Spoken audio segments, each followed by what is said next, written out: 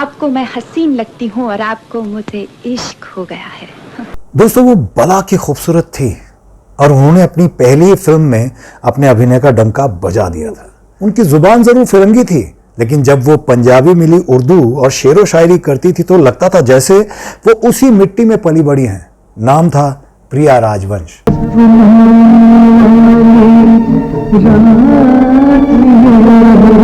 और अपनी तमाम खूबियों के बावजूद अपने लगभग 22 साल के फिल्मी करियर में उन्होंने सिर्फ और सिर्फ 7 फिल्में की हैं। वो इतनी साहसी थीं कि उस दौर में भी वो बिना शादी के अपने प्रेमी के साथ उन्होंने अपनी पूरी जिंदगी बिताई।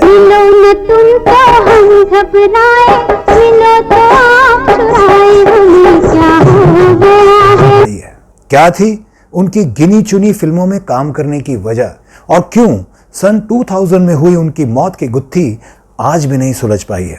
जानेंगे और भी बहुत कुछ। बने रहिए मेरे साथ।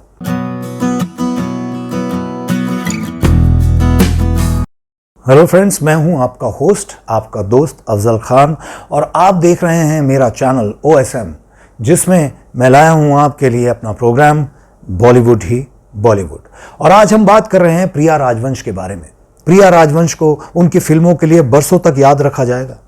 छेड़ के दिल के टूटे तारों को अब तुम उसकी सदा से डरते हो। खुद ही तूफान उठाए हैं तुमने और खुद ही हवा से डरते हो। उन्होंने अपने करियर में 7 फिल्में की हैं। प्रिया का जन्म हुआ था 30 दिसंबर 1939 को झेलम में, जो अब पाकिस्तान में है। बाद में उनका परिवार शिमला शिफ्ट हो गया। उनका असली नाम वेरा सुंदर सिंह था।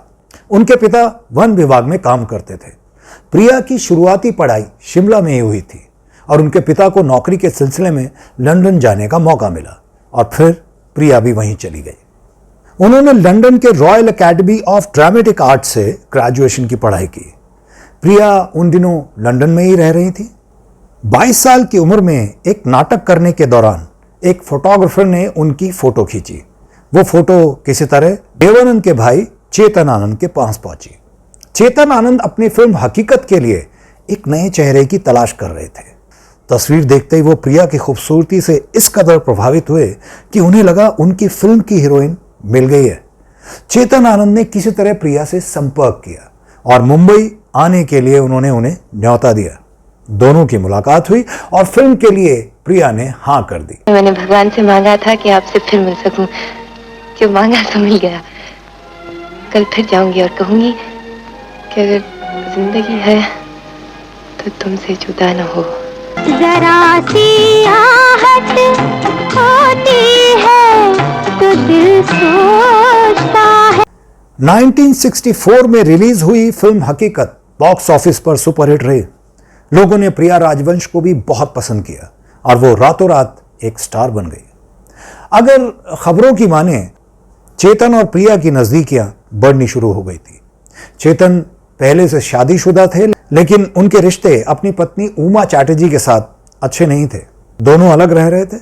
चेतन के दोनों बेटे केतन और विवेक भी अपनी मां के साथ ही रहते थे। 70 के दशक में प्रिया और चेतन लिव इन रिलेशनशिप में रहने लगे।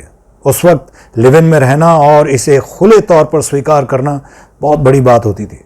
फिल्म इंडस्ट्री में धीरे धीरे लोगों को उनके रिश्ते के बारे में पता चलने लगा। दोनों अक्सर पार्टियों और अलग अलग प्रोग्राम्स में साथ ही नजर आते थे, जिसकी वजह से इंडस्ट्री के लोग उन्हें हस्बैंड वाइफ समझने लगे थे। 1970 में रिलीज हुई फिल्म हीर रांझा ने प्रिया को बॉलीवुड में उस ऊंचाई पर खड़ा कर दिया जहां उन दिनों इंडस्ट्री की टॉप हीरोइंस होती थी।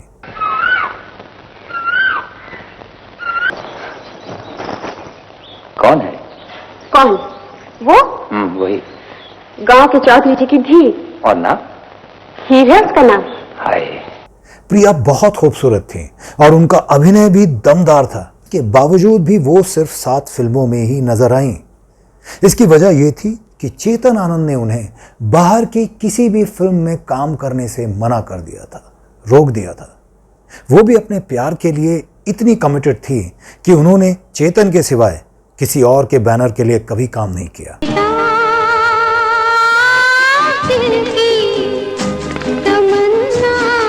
1973 में चेतन आनंद ने प्रिया राजवंश को लेकर 2 फिल्में रिलीज की। पहली थी हिंदुस्तान की कसम, जिसमें राजकुमार भी थे, और इस फिल्म को आज भी याद किया जाता है। हर तरफ अब यही अफसाने हैं, हम तेरी आंखों। इसी साल उनकी एक और फिल्म आई थी, हंसते जख्म।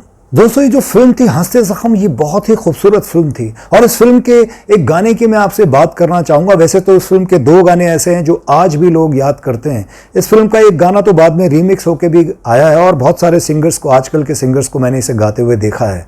तुम जो मिल गए हो तो ये लगता है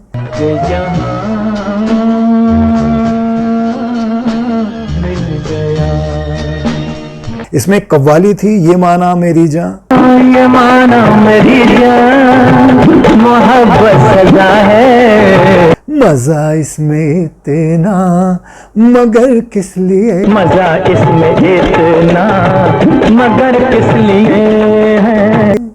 ये फिल्म बहुत ही खूबसूरत फिल्म थी, और इस फिल्म में तवायफ का रोल किया था प्रिया राजवंश ने, और क्या उन्होंने भूमिका निभाई है। वो स्टाइल से आती हैं, पुलिस स्टेशन में बैठती हैं, नवीन निश्चल इस फिल्म में थे, और एक तो शायराना अंदाज होता था उनका बात करने का, एक रौब होता था उनकी आवाज में। करती क्या हो? धंधा करती हूँ। मजाक बंद करो लड़की। अपना जिस्म बेचती हूँ, इसे आप मजाक समझते हैं? ना तुम वो रही हो, ना मैं वो रहा। जो कुछ हुआ उसे दफना दो। आज सोचा तो आंसू भर आए। सन 1977 में चेतन आनंद की फिल्म साहब बहादुर में भी उन्होंने देवानंद के साथ काम किया था। राही था मैं आवारा, फिरता था मारा, और उनके अभिनय को उसमें बहुत सराहा गया था। और फिर 1981 में रिलीज हुई कुदरत। रंगीले कैसा जादू किया, हमें तुमसे प्यार कितना ये हम नहीं। छोड़ो सनम काहे गम, हमें तुमसे प्यार कितना। अपनी बढ़ती उम्र के बावजूद भी उनकी खूबसूरती की चर्चा हुई थी, और क्या उन्होंने अभिनय किया है। तुम्हें शिमले का सरकारी वकील बना दिया गया है। अरे पापा, मुबारक हो। एडवोकेट की भूमिका उन्होंने निभाई है, और जिस तरह से उनकी डायलॉग डिलीवरी थी, सरीखे कलाकार राजकुमार के सामने भी खड़े होकर वो जिस तरह से परफॉर्म करती थी, दुनिया देखती रह गई थी। पारो चंद्रमुखी के रूप में पैदा हुई है। सरस्वती बाई का भाई माधव मरने के बाद इस जन्म में मोहन कपूर बनकर आया है। योर ऑनर, मैं फिर अर्ज करूंगा यह सवाल बिल्कुल ये सच है, हाँ या ना? इस फिल्म को बेस्ट स्टोरी के लिए उस साल का फिल्म फेयर अवार्ड भी मिला था। फिर उसके बाद 1986 में चेतन आनंद ने अपनी आखिरी फिल्म हाथों की लकीरें बनाई, तो प्रिया उसमें भी शामिल थी। हालांकि उस फिल्म में जीनत अमान भी थी, लेकिन लोग प्रिया की खूबसूरती की तारीफ किए बिना रह नहीं पाए। प्रिया और चेतन करीब 26 साल लिव इन रिलेशन में रहे थे। बहुत बड़ी बात थी उस टाइम पर। चेतन प्रिया को इस कदर चाहते थे कि उन्होंने खासकर प्रिया के लिए मुंबई के जुहू में एक शानदार बंगलो खरीदा था।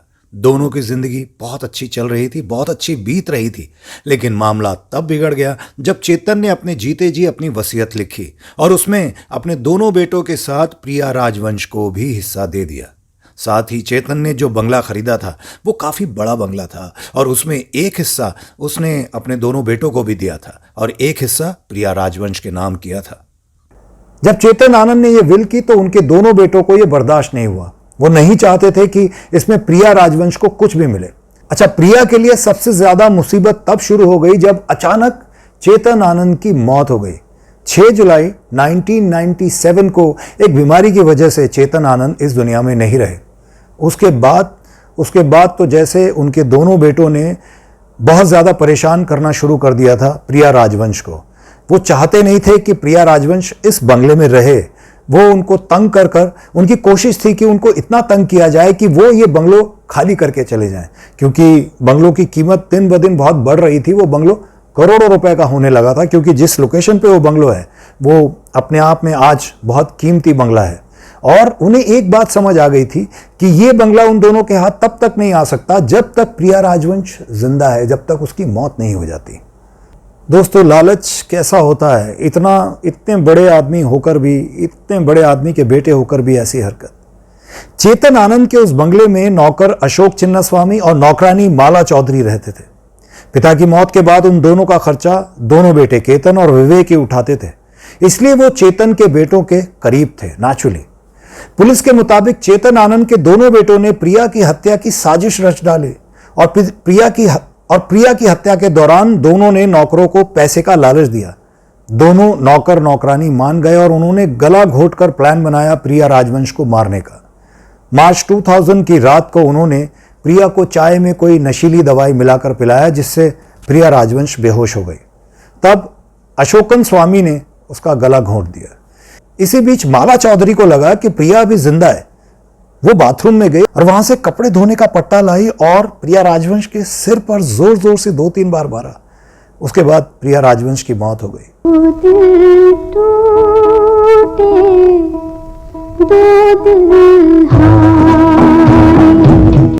27 मार्च की सुबह पड़ोसियों को पता चला कि प्रिया की मौत हो गई है और उसके बाद किसी ने पुलिस में शिकायत की। उसके बाद तब जाकर ये मामला पुलिस की गिरफ्त में आया और पुलिस ने ये मामला दर्ज किया। पहले तो दोनों बेटे नौकरों पर इल्जाम लगाते रहे, लेकिन जब पुलिस ने कड़ाई से पूछताछ की तब जाके वो टूटे। पुलिस ने चेतन के दोनों बेटों, नौकर और नौकरानी को गिरफ्तार किया। 2 साल चले मुकदमे के बाद सन 2002 में लोअर कोर्ट से चारों को उम्र कैद की सजा सुनाई गई, लेकिन वर्ष 2011 में सब हाई कोर्ट से जमानत पर रिहा हो गए।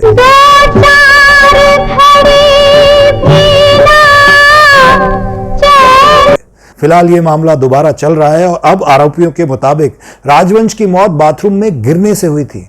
ये गुत्थी कब सुलझेगी और उन्हें इंसाफ कब मिलेगा या नहीं, ये तो एक पहेली है। ये वीडियो आपको कैसा लगा हमें कमेंट बॉक्स में जरूर लिखें। अगर आपके पास प्रिया राजवंश या उसकी मौत से जुड़ी कोई और जानकारी है तो हमें जरूर बताइएगा, हमें इंतजार रहेगा। अब दीजिए अपने होस्ट, अपने दोस्त अफजल खान को इजाजत। मैं फिर मिलूंगा आपसे, तब तक के लिए टेक केयर, बाय बाय, अल्लाह हाफिज, राम राम।